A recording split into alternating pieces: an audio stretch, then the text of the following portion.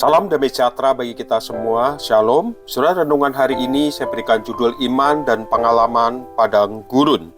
Saya membacakan di dalam Keluaran pasal 13 ayat 18 yang berbunyi demikian.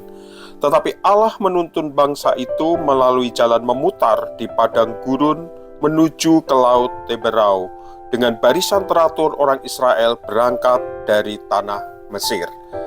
Saudara, dalam perbendaharaan teologi spiritual ada sebuah terminologi yang menggambarkan keadaan seseorang umat Tuhan yang berada dalam kekeringan rohani, yaitu dalam kondisi seperti seolah tidak ditolong oleh Allah, berada dalam penderitaan yang tak kunjung selesai, atau seolah Allah membiarkan itu terjadi.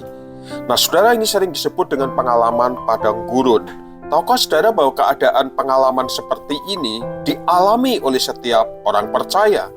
Misalnya pengalaman berada di padang gurun dialami oleh seorang yang percaya telah 3 bulan di PHK dan belum mendapatkan pekerjaan lagi, padahal terlalu mudah Allah untuk memberikan pekerjaan kepada orang ini. Pengalaman padang gurun juga dialami oleh seorang yang terbaring di atas ranjang rumah sakit selama berbulan-bulan dan tak kunjung membaik. Padahal sebenarnya Allah dengan mudah dapat menyembuhkan orang tersebut, dan sebagainya dan sebagainya.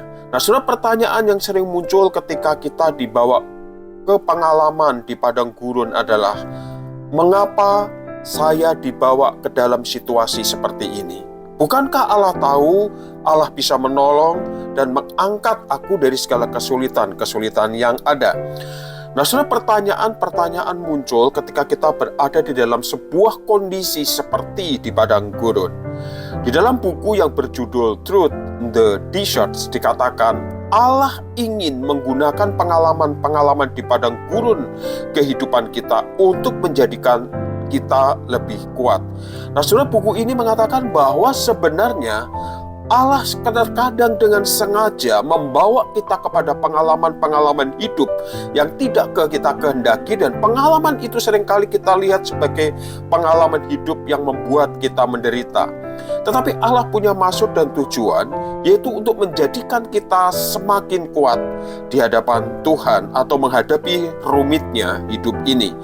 Nah, saudara, pertanyaannya adalah, apakah saat ini saudara sedang berada di padang gurun kesesakan? Sebuah padang gurun kehilangan pekerjaan, kegagalan dalam karir, ditinggalkan kekasih, dikhianati sahabat, sakit yang tak kunjung sembuh. Tiba-tiba kita mengetahui vonis dokter terhadap kesehatan kita bahwa kita mengidap penyakit yang membahayakan. Kita menyaksikan masa depan anak-anak kita atau masa depan kita sendiri tidak jelas karena kondisi ekonomi yang tidak semakin membaik, dan sebagainya dan sebagainya. Saudara, barangkali saudara mempertanyakan tentang keadaan ini kepada Allah dan seolah saudara belum mendapatkan jawabannya. Tetapi saya mau memberitahu kepada saudara bahwa Allah tidak pernah salah menuntun kita melewati setiap lembah kesulitan atau padang gurun ini. Itu sebabnya di tengah badai kehidupan, Allah adalah tempat perlindungan yang utama. Allah tetaplah Allah yang tidak membiarkan kita sendirian.